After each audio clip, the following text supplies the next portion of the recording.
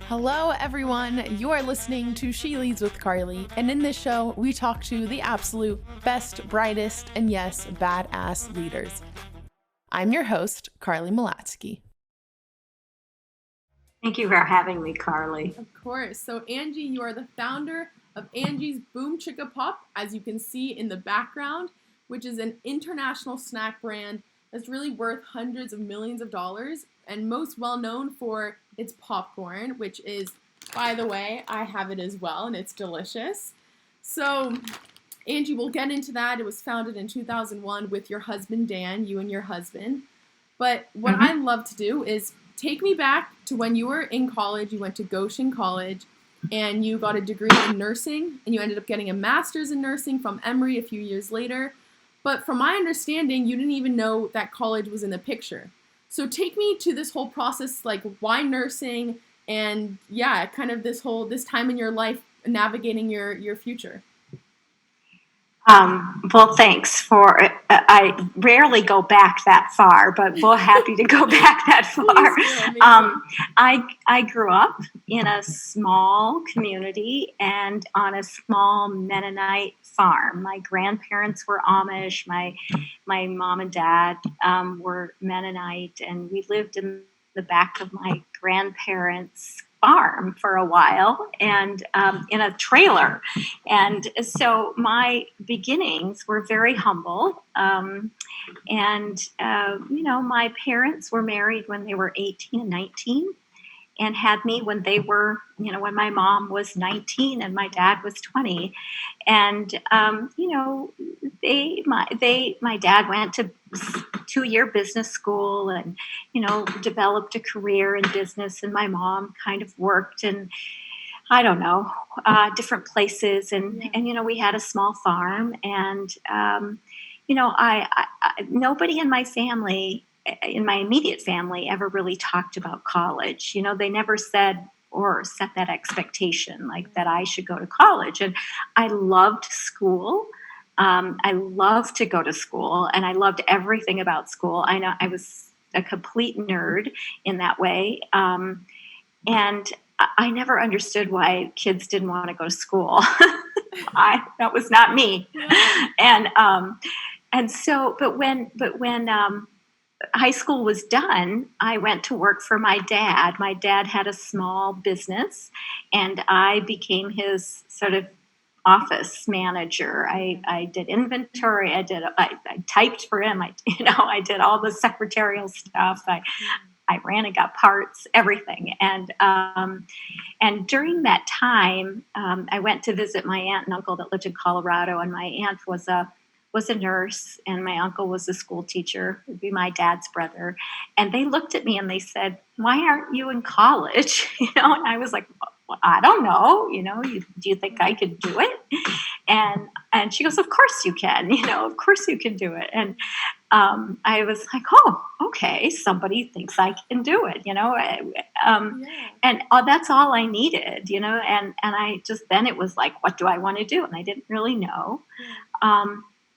But I just enrolled in what I did know, which was Goshen College, and that was close to my home. It was a Mennonite liberal arts college, and it had a nursing program that was 100% pass rate on the boards, and it was really a good program. And I said, well, I'll just sign up for nursing. That's what my aunt did, and maybe I'll do it. I never really wanted to be a nurse. Like some people know when they're little what they want to be. It was never me.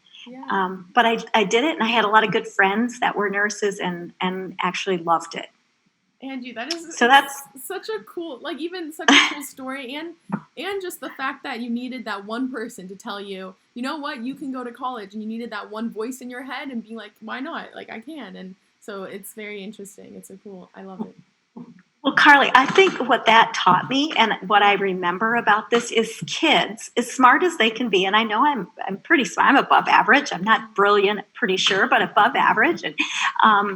And what they need is somebody, because they don't think about things in the way, if they don't know, right? So they sometimes just need somebody to say something to them, like they can imagine that they would be in college, and that kind of validation or narration of what could be or what's possible. Kids can't think that way. I mean, they're really fairly concrete in their thinking. And even me, I mean, I graduated a year early and I was only 17, but I still wasn't able to think about, like, oh, my future could be different than what it is in the present, Yeah, So I think it's really exactly. important for adults to narrate the possibilities for kids. Yes, I agree. Even planting that seed, that little seed is Yes. enough for it to grow, and then I totally agree. So Yeah. Yeah. coming out of college, you're a nurse practitioner. At this moment, so walk me through this moment where I assume you meet Dan and you guys Yeah. start dating, getting married. At this moment, when did you have a passion for nursing? Did you envision yourself being a nurse for the rest of your life, or what did you kind of view a future versus in the moment? Like, how did you balance the future versus right now? Yeah, well, and I would say I came out of undergrad as a nurse, went straight into ICU and went into ERs and worked there and worked with handicapped kids and for 6 years, and then worked in open heart recovery. And I just kept trying to grow and learn and experiment with different. That's what's really beautiful, sort of about nursing, is you can do all different kinds of things within the profession. And then I kind of built enough confidence in myself that I was like, well, I could probably do grad school. I'm going to go to grad school and become a nurse practitioner. And at the time, I had worked with a lot of patients that were recovering from heart surgery or a heart attack, and a lot of them were depressed. And so I got interested in why that happened and what was going on. And so what I thought is I'd go back to grad school in mental health or psychiatric nursing, but I hadn't really understood that to be a separate specialty, and it really wasn't at the time. It was just, you could be a therapist sort of nurse, but not a nurse practitioner that was, doing specific clinical and diagnostic work. And I really wanted to do that. And so, because I didn't think I'd be a very good therapist, because I don't sit still for very long and I want to tell people what to do, and therapists don't do that. So, coming out of grad school, I was interested in multicultural healthcare, and I got my psychiatric nursing degree with a gerontology co-degree, and sat for my boards and decided to go to New Mexico. And I went to New Mexico and worked in a private hospital that had the contract for Indian Health Service and the Navajo tribe and the Zuni tribe, and that's where I met my husband. He was teaching school in Gallup, New Mexico, at the high school, Gallup High, coaching baseball, and I was working in the hospital. And he was living with his uncle, and he was from Minnesota, and his uncle was the CFO of the hospital. And there were just a bunch of random people out there working in the systems in Gallup, New Mexico, and we just kind of hung out, and that's where we met. And then so Dan's a teacher, you are a nurse practitioner, and then listening to other podcasts with you, tell me now, founding Angie's BOOMCHIKAPOP. So tell me about how it was more so just thinking about your future for your kids and really like, okay, we need to start planning. So tell me that story a bit. Well, we had 2 kids in New Mexico, and then little kids, and you're scrambling to be a good parent, and you're scrambling to make your career grow. And we eventually moved back. We first moved to my home, which was Sarasota, Florida, for 3 years to be close to my family. And then we decided to move to Minnesota, and where Dan's hometown is, and that's Mankato. And when we got there, it was like we were both just restless, and our children were 3 and 5 at the time, and we just said, let's start something, let's do something. We need to get going on a college fund for these kids, because education was so important to me and so important to Dan.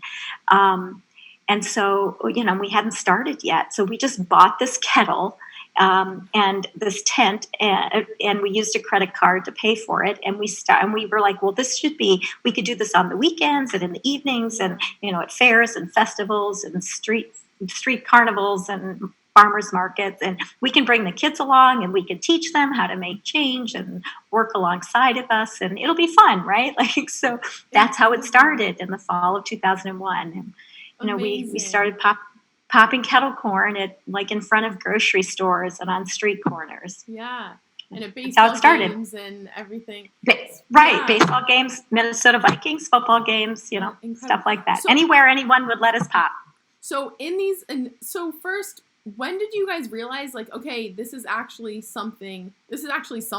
Like, we can quit our jobs and we can devote our lives to this now.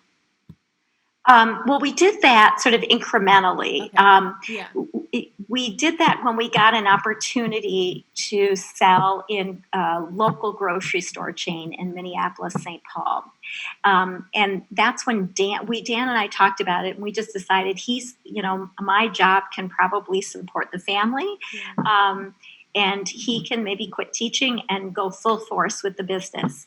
And so we were for 3 years sort of concessionaires, going around, and we were licensed as a mobile food unit. And then in 2004, we found a commercial kitchen, we bought some indoor equipment, and he started full time. Wow. And then we started building the business. I kept working as a nurse and doing sort of the books on the side and doing the marketing piece, and he started building the operations and did most of the sales, and meeting with people. And it wasn't until 2011 when we took private equity money that they said, we're investing in you and Dan, and so we kind of expect you to be there full time too. Yeah. And I had really worked my nursing time down to just a day or two a week. And that's the moment I was like, well, okay.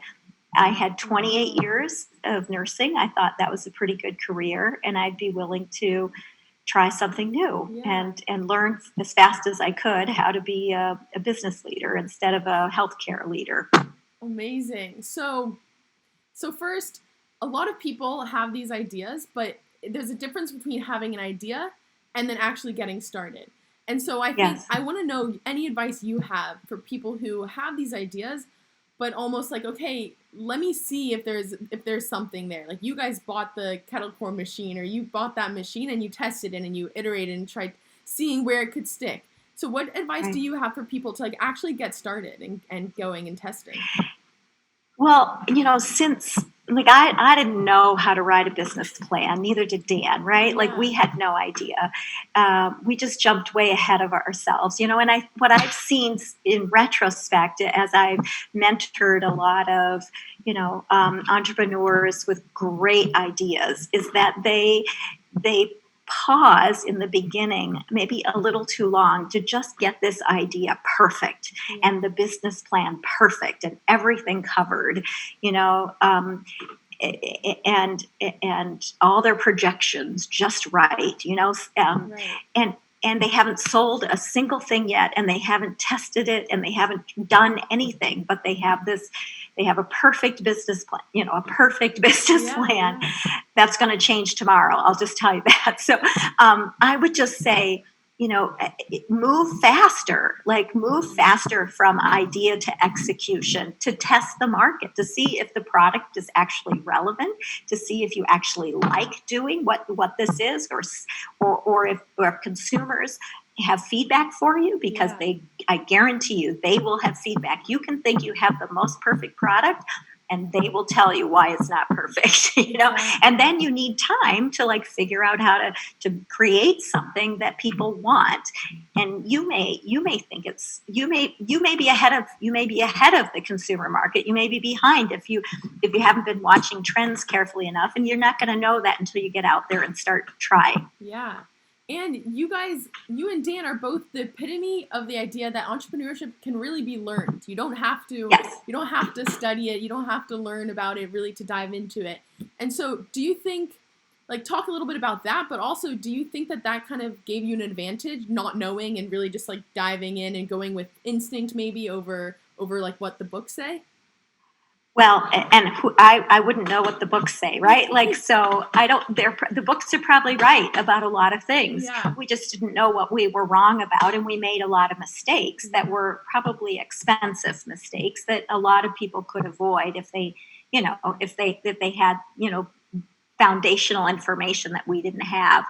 But we didn't let that stop us. And I think, just I think everybody needs to be aware that the odds are against you, no matter what. And so you just have to reconcile with that and say, the perseverance, the grit, the fortitude, the decision that you make, whether you're a learned entrepreneur or you're learning by experience, it is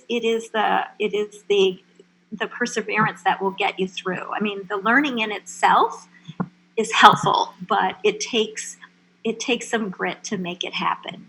And that's where I think maybe, we had enough of that to get us through. Yeah. Do you think that grit, because I think common among a lot of entrepreneurs is that grit, because as you said, it's not easy. Right. There are bumps in the road, there are challenges, and it's really about persevering. Do you have any tips to to persevere a lot and have that grit? Is that something that you could practice and learn, or is this something that really you have within you? No, I think it's absolutely learned, and I would say I would call it, I use my nursing brain, because honestly, as a nurse, you sometimes, like, I would work for 12-hour shift and not pee, not once, because it was too busy. And I just didn't even think about it until I was done. I was like, oh my goodness, I didn't go to the bathroom the whole 12 hours. So, I mean, that may be sort of a crude way of explaining perseverance. But what it is it's about, sort of self-sacrificing for the goal or the good of something else. And so if you don't believe your business is worth doing, you're probably not going to sacrifice some of those things that maybe when it gets really hard to do. So it's really important that you have some agreement. And I think for Dan and I as partners, in this thing together, we sort of had agreement that this was pretty important for us to continue to do. But some days he would be like, I'm ready to give up. And on other days, I would be like, why are we doing this? And I think that's why it was helpful to have each other, because on those days when I was ready to give up, he'd go, I got this, I'll take over. And we had some role flexibility, or I would say he would just be spent, like he was like fried and had a migraine. And I would say, I've got this. Like, I've got this phone call. I'll do this meeting. So we had this flexibility and our own little team partnership that we then grew. And that's another thing I think entrepreneurs sometimes get wrong. They hold onto things way too tight because that's the only way they want it done the way they want to do it, and they think they're the only ones that can do it. And I think when you're moving from, as an entrepreneur, you're the janitor and you're the CEO at the same time. And if you can't let go of, a couple of those tasks and teach someone else how you want it to be done, you're going to stifle your organization. You're going to stifle yourself. And so entrepreneurship, I believe, is a series of letting go. It's knowing everything and then handing it off and trusting that you have brought the right people on to help you, and that you trust the people that you've brought on to help you, and you trust your partnerships, and you trust people to be good and to do what they need to do. And that's what I think makes a successful organization. Yeah. Wow, Angie, I love that. I think that's you gave so many lessons in that answer, even starting with perseverance and almost recognizing that you're creating something bigger than yourself, and like what you're creating can impact hundreds. So like that should be getting you through it, and then obviously like hiring and the ability to let go. I think that's very, very important, and I could see that standing in the way for sure. So Well, and it's and letting go is not letting go of perseverance. right, no, yeah. It is just a different way. I mean, I do think entrepreneurs feel sometimes like they have to do it themselves, Yeah. and that's what perseverance is. But I don't think that's what perseverance is. Yeah, no, it's completely two separate things.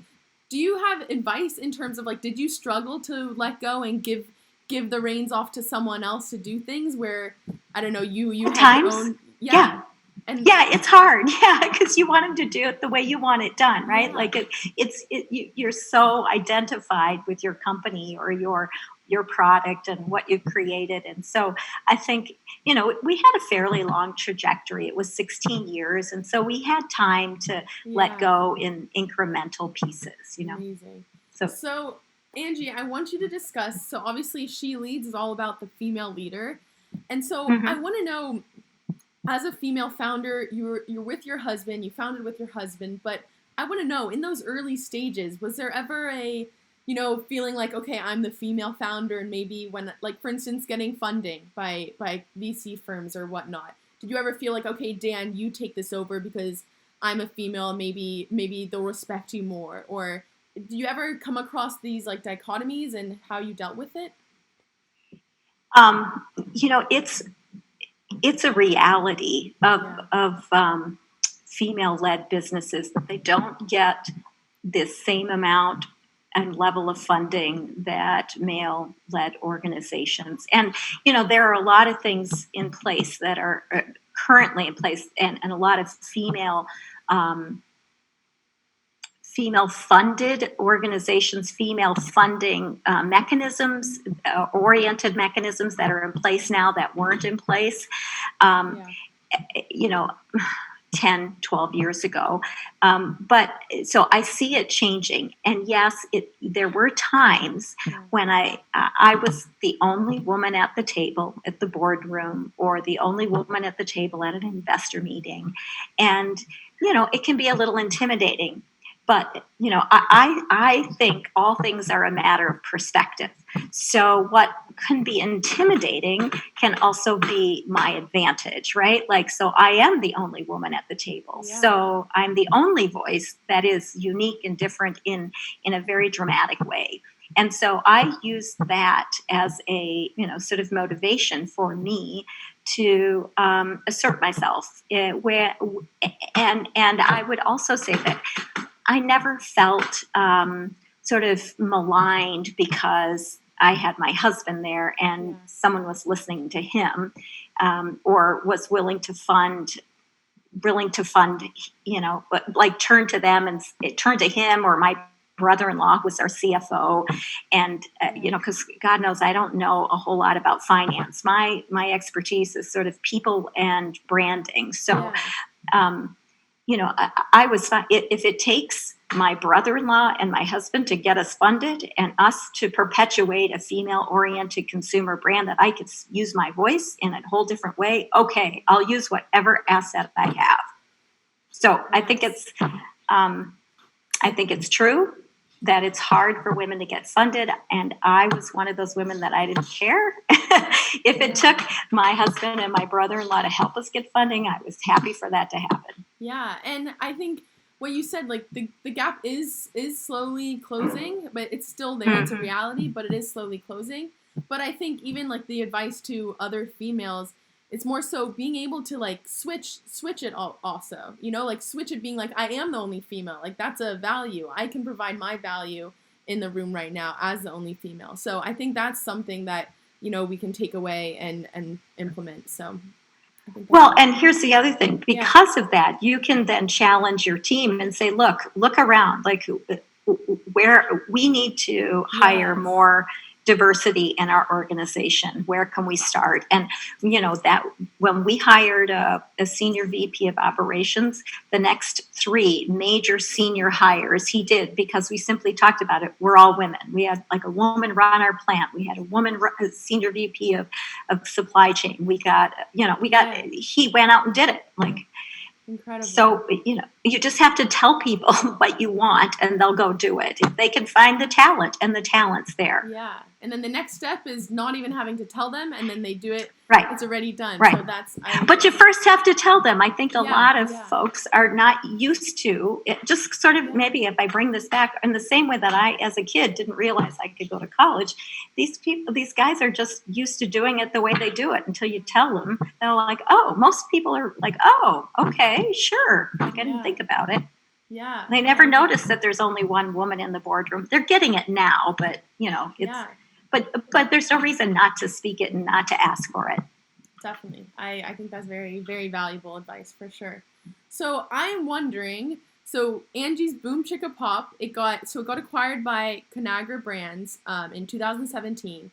So how was that process for you, and really kind of giving it, did you still view it as like my baby that I'm giving up, or like talk me through that process? And then also I'd love to know, where is Angie today? What are you up to today, and what brings you that same joy that Angie's BOOMCHIKAPOP brings or brought? Yeah. Well, the sale to Conagra was sort of the climax to a journey of investor participation. So we first took investors in small private equity out of Boston in a minority position, and when we did that, we understood that what they do is to add value and then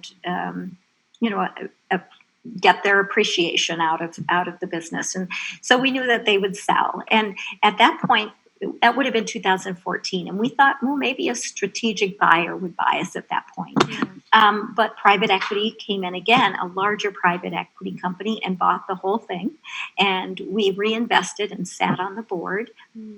And so it meant that our whole team could stay together again throughout the investment thesis that they had, which was always sort of 3 to 5 years before they turn a brand. And so we knew we were probably going to be together another 3 years. But with that in mind, we knew that eventually it would sell. So, and we were transparent with our employees. We provided granted equity shares to our employees, so that if we had success, that our employees would have success. And so everyone was working. It wasn't a surprise when we sold to Conagra. It was a celebration. And it was exciting because we had created Angie's BOOMCHIKAPOP, which was a female-oriented brand with a female voice that celebrated, something a little different on the salty snack aisle than potato chips, and sort of, or a kid's something. This was, I felt like, equal representation of women on the salty snack shelf, and that's in an empowering, positive way. And so, I was so excited when we had a large company like Conagra that was interested in the brand, in the positioning, in the messaging to the consumer, and the consumer, got it and loved the product. So it was sort of like letting go of my baby that grew up and went off to a really good college. That's what it felt like to me. So I was ready to sort of step away and let go. I like that analogy. And it will always be mine, right? It still has my name. It will still always be mine in my head. So, I want it to be successful. I want it to thrive out there in the world, and I'll do whatever I can to help in that way. Yeah. And then for you today, I know you're also involved in investing. So talk a bit about that. So today, so I stayed on with Conagra for about 2 years as a consultant on the brand. And during those 2 years was a transition. And I would just say that transitions for entrepreneurs aren't necessarily easy when there's, in this way, because you're so busy and you're so used to going full force that it took us a while to take a step back and say, okay, now what kind of purposeful things do we really want to do? And so what we did was we invested in some small brands. We participated in this sort of endeavor to create a for-profit organization out of a nonprofit organization that funds community economic development in Nicaragua, and they're selling cassava flour, and their profit will go back to farmers, and they built a school, and they built a hotel, and they're educating people and building roads, and so we get to do some fun things like that, and get to make investments in people, and we've been doing some investments and mentoring and serving on some boards. I love it. I think that it's so great. I love to hear that. So, okay, Angie, for final 2 questions, I have to ask. Here goes. So one, what's a passion or hobby that you have that's just unrelated to any of your work? I love to garden. I love to get my hands in the dirt. I'm looking out my window right here, and I'm growing all kinds of weird foods, and I love it. I just love it. And when our life was so busy and crazy, I didn't have time to garden, because gardening takes a lot of effort and a lot of time. Yeah, I know. So during this time, I think a lot of people have taken up gardening. I think it's a meditative. It's a great space to go. So I love that. It's a great lesson too. Yeah. It's a really good lesson in life, right? Yeah. Okay. So final question, which, by the way, I've loved this so much. So thank you for coming. But final question is, what's a talent? What's your hidden talent? What's a talent, weird, fun talent that you have that no one really knows about? So I'm gonna go first. Okay. So what I usually do is I throw blueberries and I catch them in my mouth. But for you, it's a special occasion. I'm gonna try with Angie's BOOMCHIKAPOP. All right. All right. We're gonna see how this goes. Okay. All right, Carly. Let's see it. Okay. So here we go. Okay. This could really go one of two ways. Okay. Oh my God, let's go. Wow, that went well. I will say I practiced a few times before. I practiced a few times before just because blueberries is a little heavier, so it's all right. It worked right, out. Yeah. All right, what's your hidden talent? That's exciting, because I wasn't sure you were going to bring popcorn or blueberries. I brought popcorn. I did it. Popcorn. My secret hidden talent, and honestly, this is going to sound so gross, I can pick up things with my toes. Okay, that's not. What's the weirdest? Can you pick up anything? Is this like a? I can pick up peanuts. I can pick up trash with my toes. I love Put it. it in the trash can. Yeah, right. I think that's a great talent. I think it comes in handy often. So well done. Well, well, Angie, I want to say thank you again. You've taught me so much. I'm excited for others to see and just learn from you. So really, thank you so much for coming.